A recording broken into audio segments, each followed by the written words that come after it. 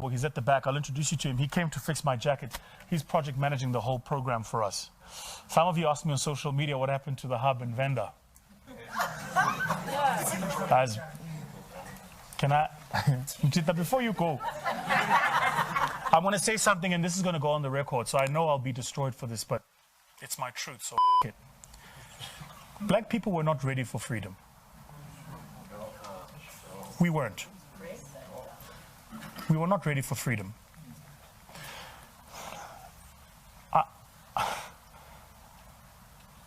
I've studied everywhere we have been liberated, whether or not we were able to liberate ourselves from our own bondage. And it's a deep question. So, study us as a people. This is not a criticism, it's a reflection. If you differ, I'm happy to share perspectives. But study us as a people. You notice that everywhere where we are in bondage, we are phenomenal at fighting for our liberation.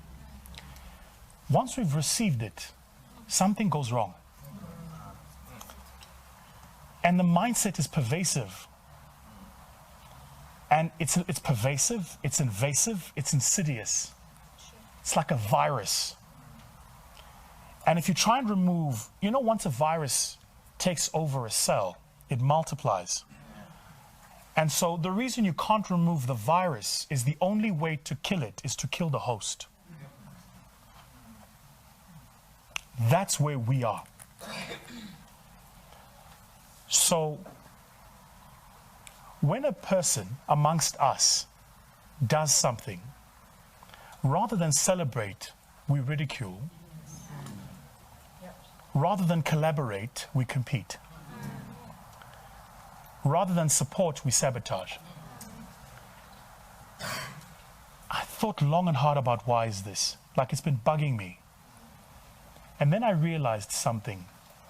That whether it was apartheid, colonization, the Jim Crow laws in the US, all of those systems of oppression had one singularity in communication. They said to black people, only one. That's it. So in slavery days, there was only one house nigger. The rest of y'all worked in the field. When we negotiated for our South Africa, there was only Mandela at Codesa. All the other political parties had to sit and watch the ANC. When we got our liberation, there was only one Cyril at the board. Only one. So when a black person makes it, the rest of us go, shit, he's taken the seat. That's why we practice crabs in a bucket. We go, the only way I get that seat is if I'm tatu vusigimbegala. We don't think multiplier. Make sense? So he's going, I want to make a supercar. Nobody's going, how do I make tires for a supercar? We all go, shit, now he's done it. I'm telling guys, this is my most honest reflection on, and I've thought about, do I make it do I share it on social media? I was just like, the time will come. This has felt right is the time.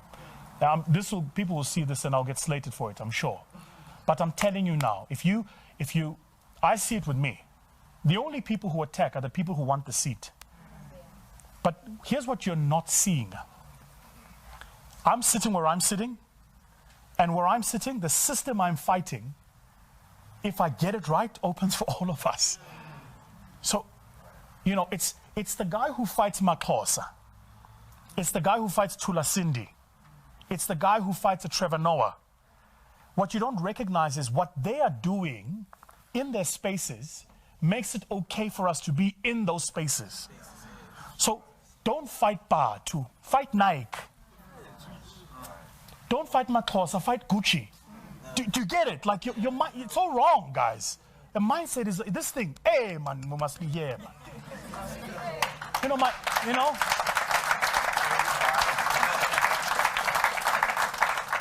My uncle always says, "Ndonak, how nema dula oblanga tanto, how nema dula."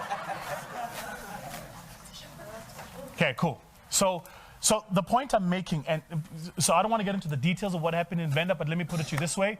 We got sabotaged. We went in, we got the land. I invested over 8 million rand building our hub.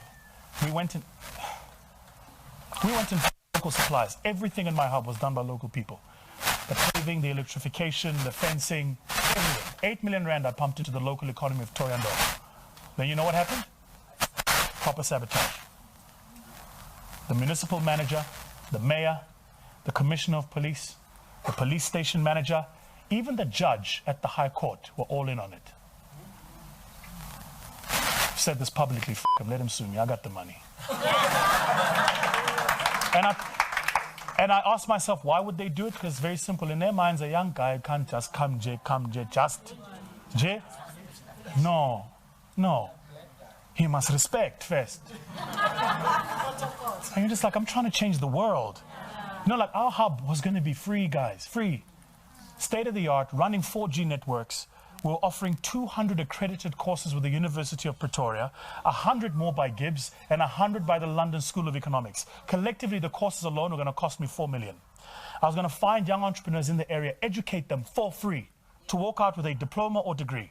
Then I was going to give them a hub that runs for free. You can just come and use it.